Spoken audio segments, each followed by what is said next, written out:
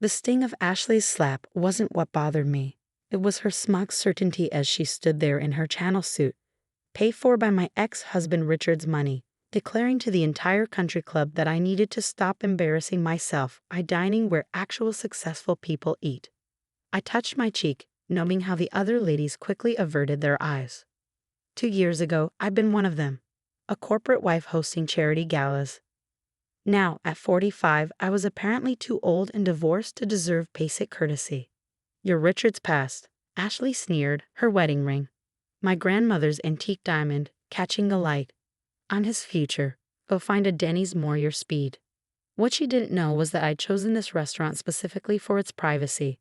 The Morton Group's board of directors, her father's luxury retail empire, preferred discretion for their meetings. Miss Kingston, the maitre d', approached cautiously.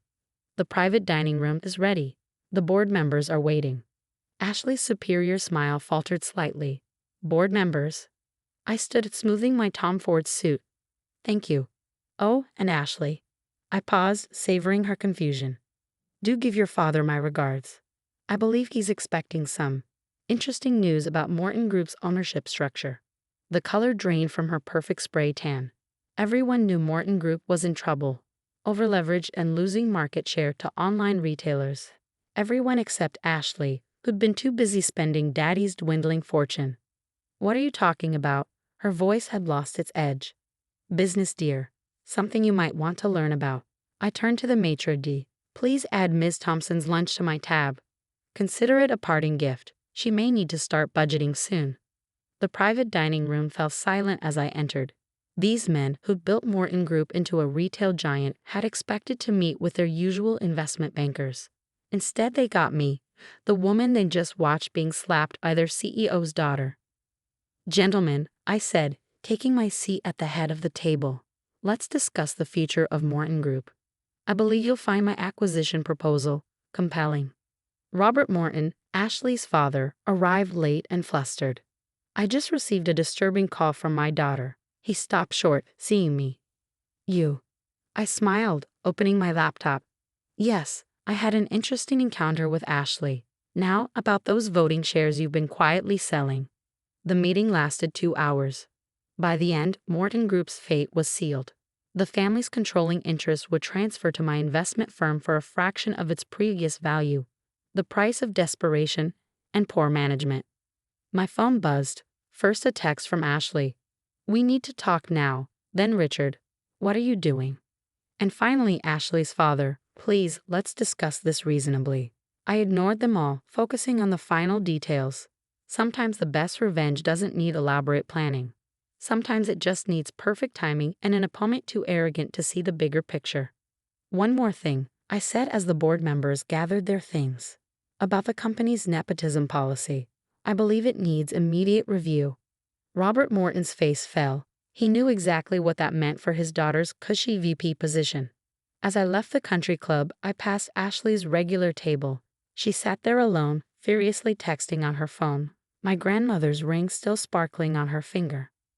About that Denny's comment, I said softly as I passed. You might want to get used to more casual dining. The look on her face was worth far more than any slap.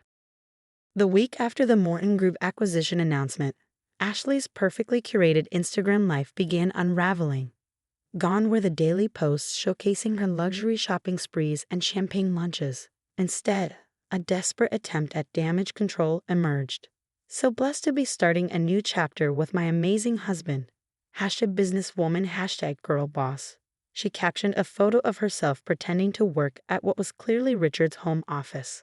I sipped my coffee, watching Morton Group's stock surge 15% on news of the leadership changes. My phone lit up with another message from Ashley, her 20th in 3 days.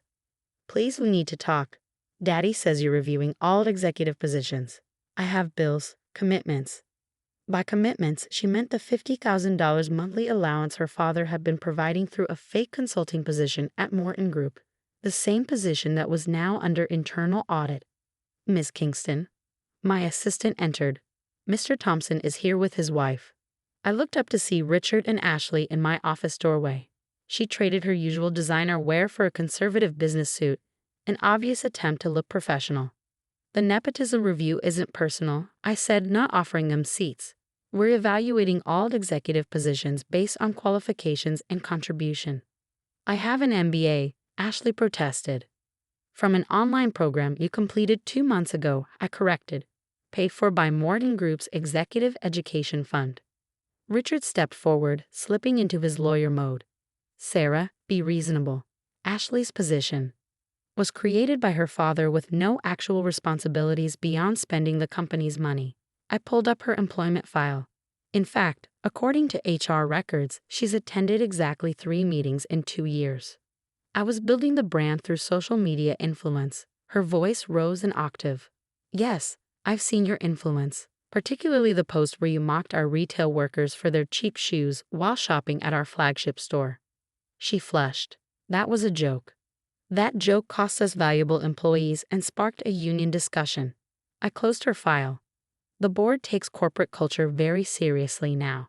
Richard tried again. What do you want, Sarah? Name your price. Want? I smiled. I want qualified people running this company. I want our workers respected. And I focused on Ashley's left hand. My grandmother's ring back. Ashley's hand instinctively covered the ring. Richard gave this to me. Richard never owned it. It was my grandmother's gift to me, not marital property. Check the prenup. You were too busy planning your wedding to read carefully. Richard paled. He knew I was right. You can't do this, Ashley whispered, but her voice lacked its usual confidence. Actually, I can. And to show there are no hard feelings, I'll give you a choice. I leaned forward. You can either return the ring and resign with 3 months severance, or keep the ring and face an audit of your corporate expenses for the past 2 years. Those expenses were approved, she protested. By your father, yes. But the SEC might have questions about family members approving personal shopping sprees as business expenses. The room fell silent. Ashley looked at Richard for support, but he was already calculating the legal implications. 3 months severance is generous, he said quietly. Ashley's face crumpled as she realized her husband, the man she'd stolen from me, wasn't going to fight for her. Fine. She yanked off the ring, throwing it on my desk. Keep your stupid company and your stupid ring. The severance paperwork will be ready tomorrow, I said calmly. And Ashley, do remove Vice President of Morton Group from your social media profiles. We wouldn't want any confusion. They left separately, Richard to his law office, Ashley presumably to one of her luxury boutiques while her credit cards still worked. Later that evening, as I placed my grandmother's ring back in its rightful place, my phone buzzed with a notification. Ashley had posted again. A tearful selfie with a long caption about toxic corporate culture and age discrimination. The comments weren't what she expected. Didn't you post yourself shopping during that important merger meeting? Remember when you called the store staff poor peasants on your story? Karma's real, sweetie. My assistant forwarded me screenshots of Ashley's private messages to various board members, begging for intervention. Each one was left on read. Miss Kingston. My assistant's voice came through the intercom. Ashley's father is here. He says it's important. Robert Morton entered, looking decades older than he had at the country club. The ring was unnecessary, he said quietly. The ring was family history, I corrected, like the company you built before prioritizing your daughter's whims over business sense. He nodded slowly. We spoiled her. I see that now. Spoiling her was your right as a father. Letting her damage a company that employs thousands was your failure as a CEO. My phone lit up with another notification. Ashley, posting from the first-class lounge. Sometimes closing one door opens another. Dubai, here I come. #new beginnings. Robert Morton sighed. She's running away. No, I said, watching Morton Group's stock tick up another point. She's finally facing reality. The severance won't last long at her burn rate. And Richard will likely follow once he realizes his wife's connections no longer benefit his career. As if on cue, Richard's contact photo appeared on my phone. I declined the call. Karma, Robert Morton mused, has a way of teaching the lessons we fail to. I touched my grandmother's ring, now back where it belonged. Yes, I agreed, it certainly does. 3 months passed quickly. Morton Group's restructuring was proceeding smoothly, and our stock had stabilized at record highs. I was reviewing quarterly reports when my assistant forwarded me a series of increasingly desperate emails from Ashley. "The severance is gone," she'd written. "Richard left. Please, I need my job back. I've changed." The last part made me pause. Attached was a humble LinkedIn post, dramatically different from her usual social media presence. "I've learned hard lessons about privilege, responsibility, and the true meaning of earning your place. To everyone at Morton Group who I disrespected, I'm truly sorry." It was accompanied by a photo of her working as a retail sales associate at a mid-range department store. "Your father's been asking about you," I texted back. "I haven't taken his calls," she responded immediately. "I need to do this on my own." Intriguing. I had my team investigate. Ashley had indeed taken a sales job, living in a modest apartment, and most surprisingly, enrolled in a proper business program at the local university. "She's actually good with customers," her store manager reported when I called. "Works hard, doesn't complain, never mentions her background." The following week, I decided to see for myself.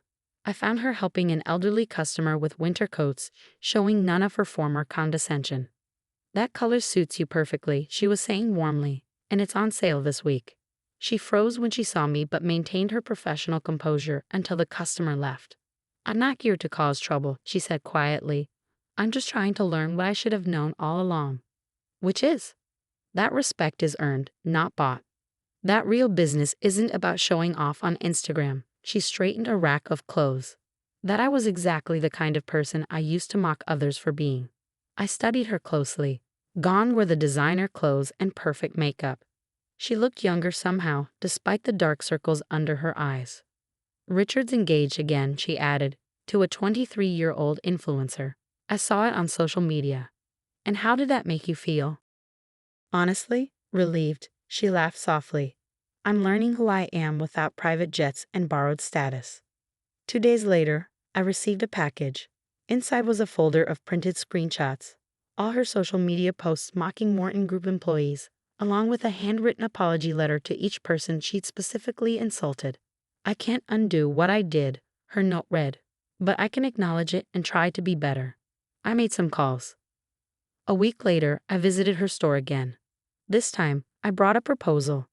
"Morton Group is launching a customer experience initiative," I said, handing her the details.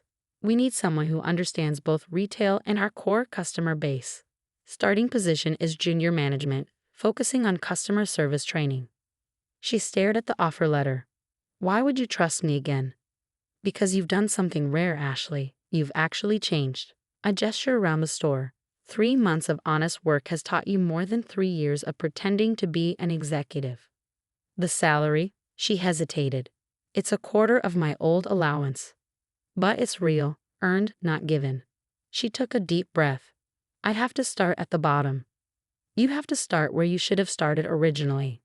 Later that evening, I had dinner with Robert Morton. "She's doing well," I told him. "Actually learning the business." "I failed her," he said quietly. "Giving her everything meant she valued nothing. She's learning to value things now." Ashley started the following Monday, showing up early in practical business wear. No designer labels, no social media posts about her new role. Just quiet determination to learn. I watched from my office as she worked with the training team, taking notes and asking questions. During lunch, I overheard her apologizing personally to several employees she'd once mocked. "Miss Kingston." My assistant interrupted my thoughts. "Richard Thompson is trying to reach you. Something about reconsidering the divorce settlement now that Morton Group's value has increased." "Tell him what Ashley learned," I said, watching my former nemesis earnestly explain customer service protocols to new hires. "Some things have to be earned, not taken." 6 months later, Ashley's preliminary review landed on my desk. Outstanding performance, exceptional improvement in corporate culture initiatives, and not a single social media post about it. "I owe you an apology," she said during her review, "not just for the slap or the ring or the social media posts, but for thinking success was about showing off instead of showing up." I touched my grandmother's ring, now serving as a reminder of lessons learned rather than battles fought. "Sometimes losing everything helps you find yourself." She nodded, understanding at last. "I found something better than revenge or status," she said. "I found self-respect." As she left my office, I noticed she finally updated her LinkedIn profile, learning, growing, and earning my way forward one lesson at a time. Sometimes I realized the best revenge isn't about destroying someone's world. Sometimes it's about letting them destroy it themselves and then helping them build a better one.